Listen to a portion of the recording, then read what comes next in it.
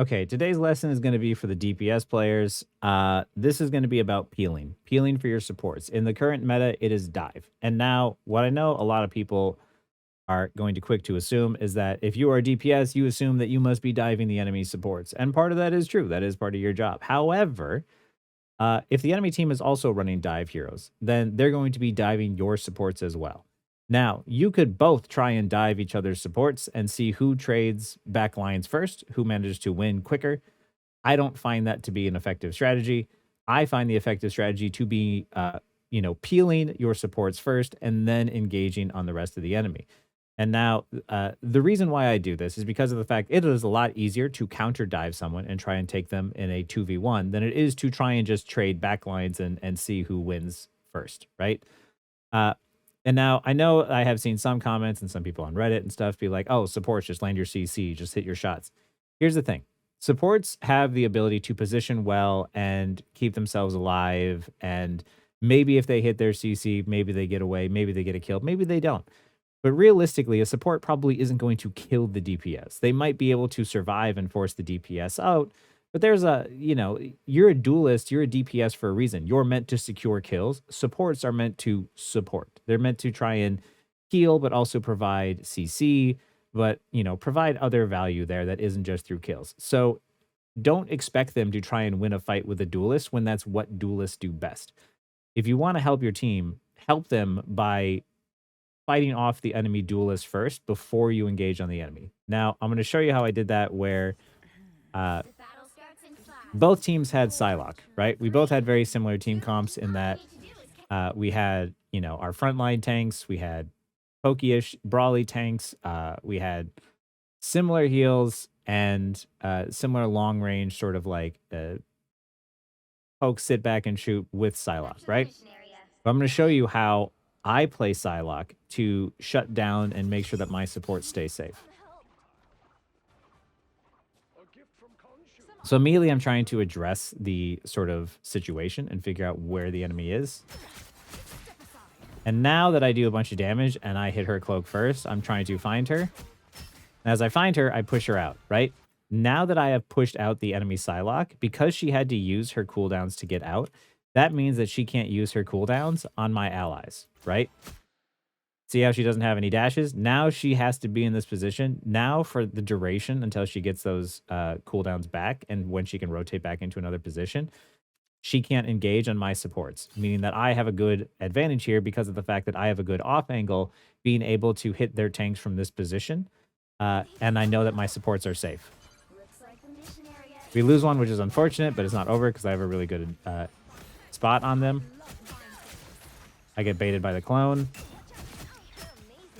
So I start off-angling on the tank, I start attacking him, and I accidentally kill the Psylocke in the process. And now now that I have taken out the enemy flanker, I know that my supports are safe, I know that my team is safe, I can take an aggressive angle, off-angling to try and get their supports. It is much easier now for me to try and dive the enemy supports, knowing that my team is safe and knowing that if I needed to, I could back up to them for safety. And then now that we have the advantage, we have the numbers advantage, I am just trying to hold on to that numbers advantage and play safe and not play super aggressive. And now that I have, now that I felt I had more backup behind me, I went in on the Moon Knight in a safer fight. Because we already took the objective. And you saw how after, the pick on the support, we didn't get another pick, but we still took the objective, right? That's what matters most. I get out of there because it gets too dangerous as they're ulting. I'm now going to have an off-angle position. Their Psylocke got one when I didn't notice her, but it's fine. We still managed to turn the fight around. I'm continuing to off-angle as I try and fight the Emma Frost as I bait her with my clone. I am moving in on the enemy team backline, trying to make an early play or get into a position where I can make an early play on someone. I mistime my dash, and I get out of there with the help of my tank, luckily. I hear her cloak, so I immediately start shooting. I manage to get really lucky, and I get some shots. I try to get out once I mess up my dash and I get stuck. And I tell my team at this point, I said, hey, be careful. Psylocke is going to flank right now, and she might have ultimate. She didn't, but she was really close. Because I know the Psylocke is now coming for my backline, I am going to meet the Psylocke. And I know, because I play Psylocke and I play flankers, the timing of how long it's going to take her to get around is going to be very soon. And now that I know that it's there, we force her out and we force her into a bad position. And we force her to now be in with the rest of our team. And this is not a great position for her, knowing that now she doesn't have cooldowns, right? And she's in the middle of my Luna ult. She's got me in the backside.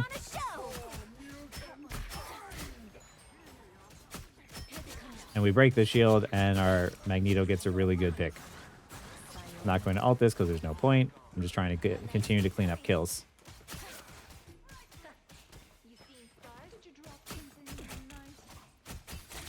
That fight went a lot easier because of the fact that what I did first was peel the enemy Psylocke off of my backline. I was constantly aware of what her positioning was, and I said, okay, I will deal with you first. And then once I deal with you, and I either push you out and make you use your cooldowns to get out, or I kill you, I'm going to give my team the advantage. And that's exactly what happened.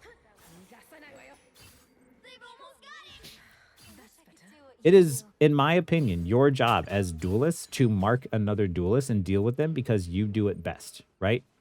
If you're confident that you can outplay that other duelist, then outplay them.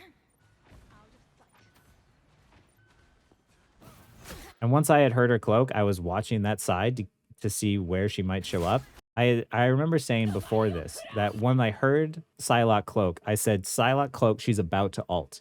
And that being said, the moment that I heard that go off, I'm like, oh, she's going to ult us my team right now. And because of the fact that I was at least marking the position in a way where I was trying to keep an eye on where she was coming from, I made it so that way I forced her ult in a not super great position. She still ends up getting a kill for it, but I go to off angle and I help get a pick on the support, so we trade off. I ult the point because of the fact that it's easier to get a solar kill with that ult than it is to get a group. And they all have to jump off of the point because of it.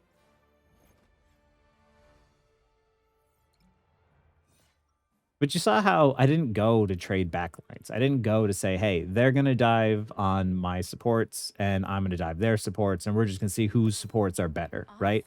That's such a bad way to play. You still have to remember that this is a team game. And as a duelist, you are the best at taking duels with people and taking fights with people. And it's a lot easier for you to team up with your support and try and predict an enemy flanker and deal with them than it is to try and just outplay the enemy backline, you know, and try and do better than them. I always have a much easier time doing this strategy than just focusing on trying to get a bunch of kills or farm kills, right?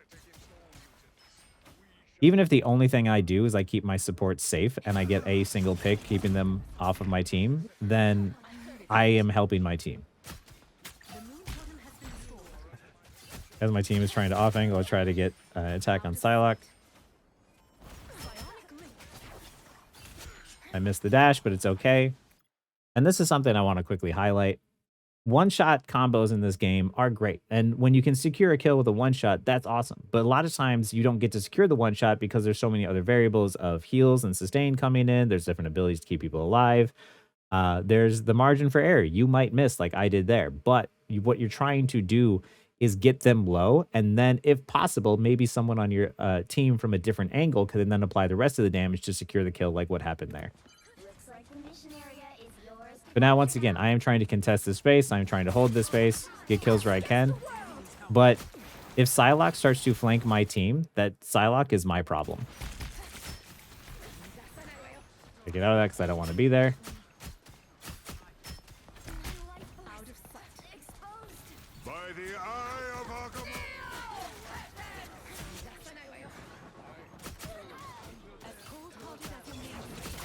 At this point, my team was sort of not doing so hot, so the goal was to just mostly just stay alive. I get a quick execute on the Moon Knight. I decided to play a little aggressive to try and secure that kill. And then once I see Psylocke is showing up, I actually stand perfectly still here because I just don't want to be seen.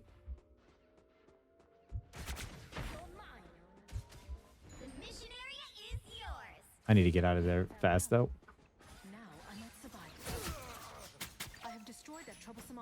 Because of it, though, we still managed to secure the objective, and now I go to contest the space for that objective. Or we didn't get... Sorry, we didn't secure. We got close to.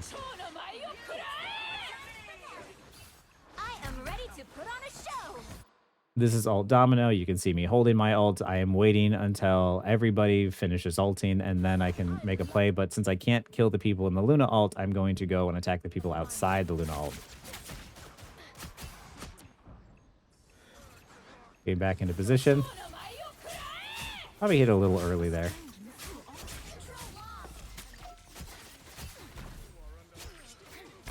But we still managed to secure the point with it.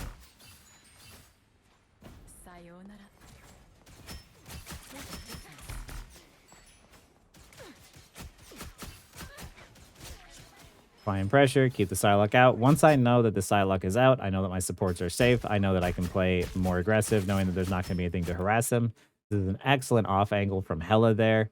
She took a really aggressive angle as well as I did. So now the enemy team is being pincered from 3 different places, which allowed us to secure kills. There's always an inherent risk in taking those off angles, but as you can see, it really worked out in our favor.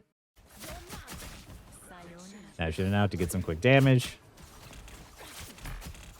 I don't like standing directly next to my team because of that exact reason. Now that he is ulting, she's ulting, I'm getting out.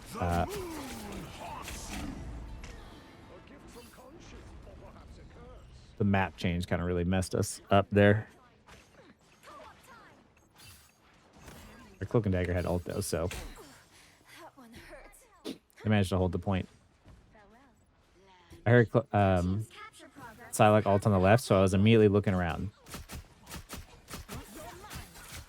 Moon Knight is the easiest target for me to kill, so I want to try and assassinate him, which is why I'm going for him. However, my first job is to make sure that the enemy Psylocke is not harassing my team. This is very similar to how, I used to play in Overwatch, which is, when it was Tracer v Tracer, my job was to first deal with the enemy Tracer, and then once she was dealt with, then I could engage on the rest of the enemy.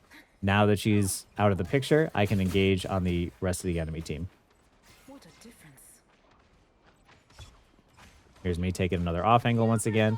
Because of the fact that Psylocke is dead, I know that I can play aggressive and keep them from engaging in.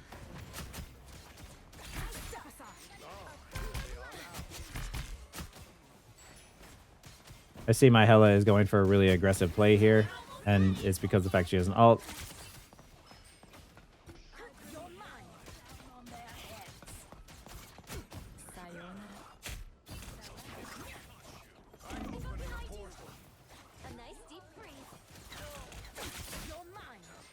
Opening the portal again, so we're going back to the point.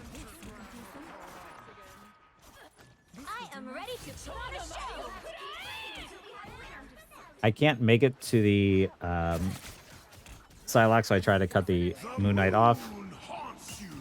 I dashed out when I shouldn't have.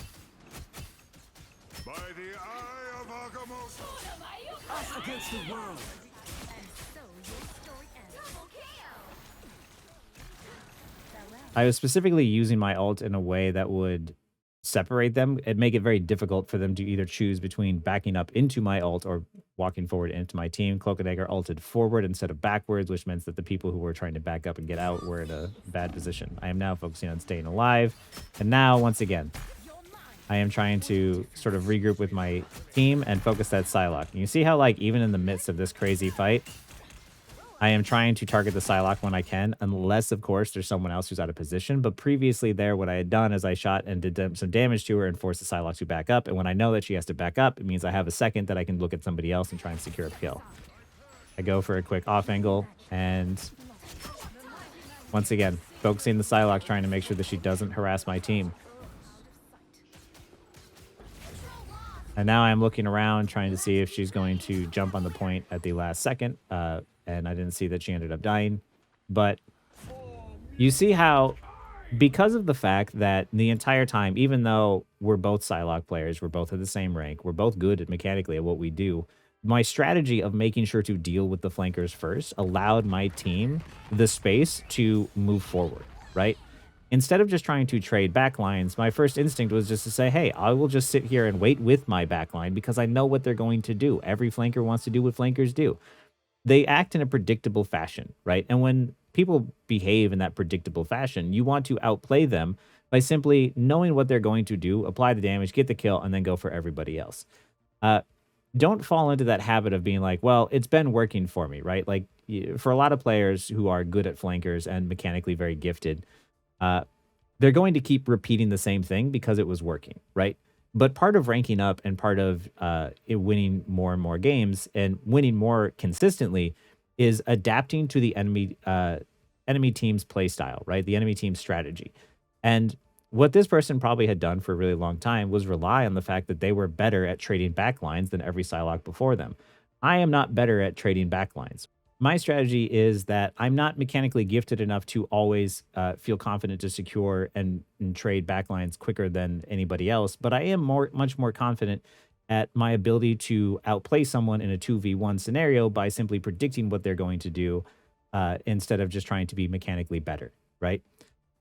This is just playing smart. This is much more effective. And whether whether you're playing Psylocke or whether you're playing Hela or whether you're playing Namor, all of these heroes, it's about predicting what the diver is going to do and then try and counter them by applying that damage early and either forcing them out or securing the kill on them, but not letting the diver feel ever too comfortable that they feel like they can get an assassination off because no one's paying attention to them.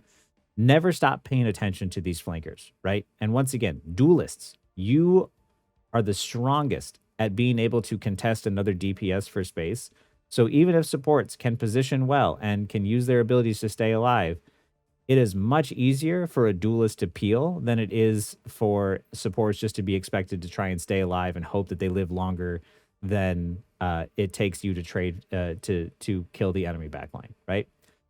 Dealing with dive is a lot of just counter diving first, right? If you counter dive them first, it makes the game much, much easier.